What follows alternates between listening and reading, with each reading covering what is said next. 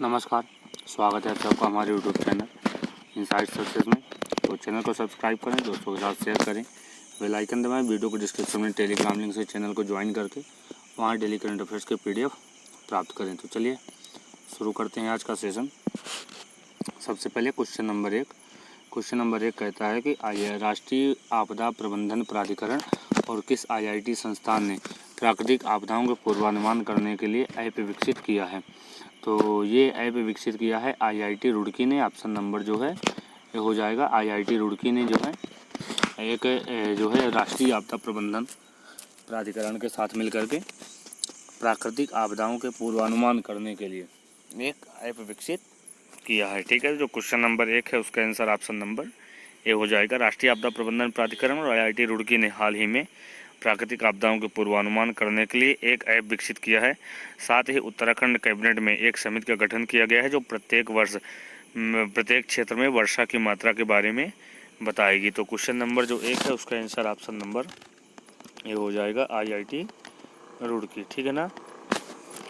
तो आपका question number जो 1 है उसका आंसर ऑप्शन नंबर ए हो जाएगा IIT Roorkee. Next question number 2 कहता है राजीव गांधी किसान न्याय योजना यानी RGKNY किस भारतीय राज्य केंद्र शासित प्रदेश की पहल है। ये पहल है छत्तीसगढ़ की। किसकी? छत्तीसगढ़ की पहल है राजीव गांधी किसान न्याय योजना। ठीक है, राजीव गांधी किसान न्याय योजना छत्तीसगढ़ राज्य की एक प्रमुख योजना है। RGKNY के तहत राज्य सरकार फसल उत्पादन के लिए किसानों को इनपुट सहायता प्रदान करती है। यदि खरीफ सीजन में बोई गई फसल सूखे जैसी स्थिति के कारण नष्ट हो जाती है तो 9,000 रुपये प्रति एकड़ की वित्तीय सहायता प्रदान की जाएगी। वे किसान जिन्होंने चालू खरीफ मौसम में धान, बाजरा और दलहन की बुआई की है और यदि वर्षा के अभाव में उनकी फसल नष्ट हो जाती है, राजीव गांधी किसान न्याय योजना के तहत क्षति के आकलन के लिए सर्वेक्षण के आधार पर प्रति एकड़ सहायता दी जाएगी। तो जो क्वेश्चन नंबर 2 है कि राजीव गांधी किसान न्याय योजना ये किस राज्य या केंद्र शासित प्रदेश की पहल है, तो यह है छत्तीसगढ़ की। नेक्स्ट क्वेश्चन नंबर 3 कहता है कि भारतीय रेलवे की किस इकाई ने दार्जिलिंग हिमालयन रेलवे रूट पर जंगल टी टॉय ट्रेन सफारी शुरू की है। ठीक है ना। किस भारतीय रेल की जो है किस इकाई ने दार्जिलिंग हिमालयन रेलवे रूट पर जंगल टी टॉय ट्रेन सफारी शुरू की है। तो ये शुरू किया है पूर्वोत्तर सीमांत रेलवे ने। किसने? पूर्वोत्तर सीमांत रेलवे ने। ऑप्शन नंबर सी हो जाएगा। भारतीय रेलवे की इकाई पूर्वोत्तर सीमांत रेलवे ने हाल ही में दार्जिलिंग हिमालयन रेलवे रूट पर जंगल टी टॉय ट्रेन सफारी शुरू की है, जो कि पश्चिम बंगाल के सिलीगुड़ी जंक्शन से रोंगटोंग स्टेशन तक चलेगी। जबकि पहले शुरू की गई हेरिटेज स्टेशन पश्चिम बंगाल में जो है चल रही थी, है ना।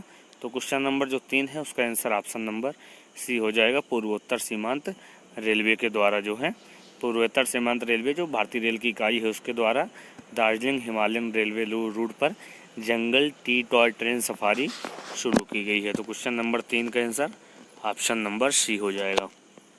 नेक्स्ट क्वेश्चन नंबर 4 कहता है कि बुद्ध देव गुहा जिनका हाल ही में निधन हुआ किस पेशे से जुड़े हुए थे। तो वो क्या थे? लेखक थे। ठीक है, बुद्धदेव गुहा सिद्ध बंगाली लेखक बुद्धदेव गुहा जिन्होंने मधुकरी सहित कई लोकप्रिय पुस्तकें लिखी का हाल ही में निधन हो गया। उनका 85 वर्ष की आयु में निधन हो गया। उन्होंने आनंद पुरस्कार और शरद पुरस्कार सहित कई पुरस्कार जीते थे। उन्होंने कोयल, काजागार, मधुकारी, जंगल महल, चारीबटी आदि उल्लेखनीय पुस्तकें लिखी हैं। वह बंगाली साहित्य में रिव और रिजुदा नामक 2 लोकप्रिय काल्पनिक पात्रों के निर्माता भी हैं। तो जो क्वेश्चन नंबर 4 है उसका आंसर ऑप्शन नंबर डी हो जाएगा। यह बुद्धदेव गुहा जिनका हाल ही में 85 वर्ष की आयु में निधन हो गया है, ये एक बंगाली लेखक थे। ठीक है, तो इन्हें आनंद पुरस्कार और शरद पुरस्कार सहित कई पुरस्कार भी प्राप्त हो चुके हैं। तो क्वेश्चन नंबर 4 का आंसर ऑप्शन नंबर डी हो जाएगा। नेक्स्ट क्वेश्चन नंबर 5 कहता है हरियाणा के सोनीपत के 23 वर्षीय सुमित अंतिल ने टोक्यो पैरालंपिक में किस खेल में देश के लिए गोल्ड मेडल जीता। तो उन्होंने जीता जेवलिन थ्रो में। किस में? जेवलिन थ्रो में। ऑप्शन नंबर डी हो जाएगा। हरियाणा के सोनीपत के 23 वर्षीय सुमित अंतिल ने टोक्यो पैरालंपिक में जेवलिन थ्रो में भारत के लिए गोल्ड मेडल जीता है। उन्होंने वर्ल्ड रिकॉर्ड बनाते हुए 68.55 मीटर का थ्रो किया।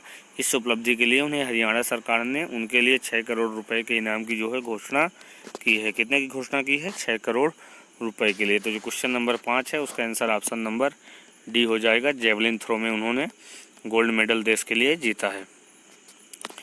नेक्स्ट क्वेश्चन नंबर 6 कहता है, निम्न में से किस राज्य सरकार ने सूखा प्रभावित किसानों को 9,000 रुपये प्रति एकड़ देने की घोषणा की है? ठीक है, क्वेश्चन है कि किस राज्य सरकार ने सूखा प्रभावित किसानों को 9,000 रुपये प्रति एकड़ देने की घोषणा की है? ये की है छत्तीसगढ़ सरकार ने। ऑप्शन नंबर सी हो जाएगा। छत्तीसगढ़ सरकार ने हाल ही में राजीव गांधी किसान न्याय योजना के तहत राज्य में सूखा प्रभावित किसानों को 9,000 रुपये प्रति एकड़ देने की घोषणा की है। सरकार द्वारा शुरू की गई इस योजना का उद्देश्य फसल विविधीकरण को प्रोत्साहित और क्षेत्राच्छादन, उत्पादन एवं उत्पादकता में वृद्धि करना है। तो जो क्वेश्चन नंबर 6 है उसका आंसर ऑप्शन नंबर सी हो जाएगा। छत्तीसगढ़ सरकार जो है सूखा प्रभावित किसानों को 9,000 रुपये प्रति एकड़ देने की घोषणा की है। ठीक है, तो क्वेश्चन नंबर 6 का आंसर ऑप्शन नंबर सी हो जाएगा। नेक्स्ट क्वेश्चन नंबर 7 कहता है, बैंक ऑफ बड़ौदा के ईडी शांतिलाल जैन को हाल ही में किस बैंक का नया एमडी और सीईओ नियुक्त किया गया है? तो उन्हें किया गया है इंडियन बैंक का। ऑप्शन नंबर बी हो जाएगा। बैंक ऑफ बड़ौदा के ईडी शांतिलाल जैन को हाल ही में इंडियन बैंक का नया एमडी और सीईओ नियुक्त किया गया है। यह नियुक्ति 1 सितंबर 2021 को अथवा उसके बाद पद संभालने के दिन से 3 साल की अवधि के लिए होगी। तो जो क्वेश्चन नंबर 7 है उसका आंसर ऑप्शन नंबर बी हो जाएगा। इंडियन बैंक में जो है इन्हें शांतिलाल जैन को जो है इंडियन बैंक का एमडी और सीईओ नियुक्त किया गया है। इसके पहले बैंक ऑफ बड़ौदा के जो है ये ईडी थे। ठीक है, इनकी नियुक्ति 1 सितंबर 2021 को अथवा जिस दिन ये पद को संभालेंगे उससे 3 साल की अवधि के लिए होगा। नेक्स्ट क्वेश्चन नंबर 8 कहता है, 1 से 7 सितंबर तक पूरे भारत में प्रतिवर्ष कौन सा राष्ट्रीय सप्ताह मनाया जाता है? तो कौन सा राष्ट्रीय सप्ताह मनाया जाता है? ये मनाया जाता है राष्ट्रीय पोषण सप्ताह। ऑप्शन नंबर ए हो जाएगा। 1 से 7 सितंबर तक पूरे भारत में प्रतिवर्ष राष्ट्रीय पोषण सप्ताह NNW मनाया जाता है। इस अवसर पर भारत सरकार के महिला एवं बाल विकास मंत्रालय, खाद्य और पोषण बोर्ड द्वारा शुरू किया गया वार्षिक पोषण कार्यक्रम आयोजित किया जाता है। उसका उद्देश्य स्वास्थ्य के लिए पोषण के महत्व पर जागरूकता बढ़ाना है। तो जो क्वेश्चन नंबर 8 है उसका आंसर ऑप्शन नंबर ए हो जाएगा। राष्ट्रीय पोषण सप्ताह मनाया जाता है 1 से 7 सितंबर तक। ये जो है महिला एवं बाल विकास मंत्रालय, खाद्य और पोषण बोर्ड द्वारा ये कार्यक्रम शुरू किया गया है। ठीक है ना। इसका उद्देश्य क्या है? बेहतर स्वास्थ्य के लिए पोषण के महत्व पर जागरूकता बढ़ाना। तो क्वेश्चन नंबर 8 का आंसर ऑप्शन नंबर ए हो जाएगा। नेक्स्ट क्वेश्चन नंबर 9 कहता है, भारतीय ग्रैंड मास्टर पी इनियान ने किस शहर में आयोजित नोइसील इंटरनेशनल ओपन 2021 शतरंज टूर्नामेंट जीता है? तो ग्रैंड मास्टर जो हैं पी इनियान, इन्हें जो है नोइसील इंटरनेशनल ओपन 2021 शतरंज टूर्नामेंट जीता है। ये कहाँ हो रहा था? ये हो रहा है पेरिस में। किस शहर में इन्होंने जीता है? पेरिस में। भारतीय ग्रैंड मास्टर पी इनियान ने पेरिस में आयोजित नोइसील इंटरनेशनल ओपन 2021 शतरंज टूर्नामेंट जीता है। उन्होंने पहला पुरस्कार हासिल करने के बाद शास्त्रीय स्पर्धा में 9 राउंड में 8 अंक हासिल किया। पी इनियान ने 9वें दौर में सेबेस्टियन पुचेर को हराकर यह खिताब अपने नाम किया। तो क्वेश्चन नंबर 9 का आंसर ऑप्शन नंबर बी हो जाएगा। पेरिस शहर में जो है नोइसील इंटरनेशनल ओपन 2021 शतरंज टूर्नामेंट आयोजित किया गया। नेक्स्ट क्वेश्चन नंबर 10 कहता है, अमेरिका ने हाल ही में समय सीमा से पहले किस देश में अपने 20 साल पुराने युद्ध को समाप्त करने की घोषणा कर दी? तो ये युद्ध चल रहा था अफगानिस्तान में। कहाँ चल रहा था? अफगानिस्तान में। अमेरिका ने हाल ही में समय सीमा से पहले अफगानिस्तान में अपने 20 साल पुराने युद्ध को समाप्त करने की घोषणा की। अमेरिका ने 9/11 की 20वीं बरसी से ठीक पहले अमेरिका के सबसे लंबे युद्ध की औपचारिक समाप्ति की घोषणा की है। तो जो क्वेश्चन नंबर 10 है उसका आंसर ऑप्शन नंबर सी हो जाएगा, अफगानिस्तान। पिछले दिन का प्रश्न आपका जो था कि किस राज्य की विधानसभा ने केंद्र के किस कानूनों के खिलाफ प्रस्ताव को पास किया है? तो ये पारित किया है तमिलनाडु ने। किसने किया है? तमिलनाडु ने। तमिलनाडु के मुख्यमंत्री हैं MK स्टालिन, उन्होंने इस प्रस्ताव को पारित किया है। आज का प्रश्न, इसका उत्तर आपको कमेंट बॉक्स में डिटेल में बताना है। क्वेश्चन कहता है कि हाल ही में किसके द्वारा विकसित ई गोपाला एप्लीकेशन का वेब संस्करण लॉन्च किया गया? तो ये लॉन्च आपके पास 4 ऑप्शन है। ऑप्शन ए है राष्ट्रीय डेयरी विकास बोर्ड, ऑप्शन बी है सूचना और प्रसारण मंत्रालय, ऑप्शन सी है सांस्कृतिक मंत्रालय, ऑप्शन डी है एनटीपीसी बोर्ड। इन 4 में से कोई एक आंसर होगा।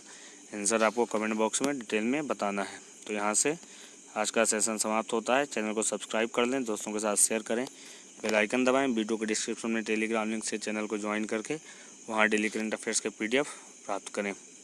धन्यवाद।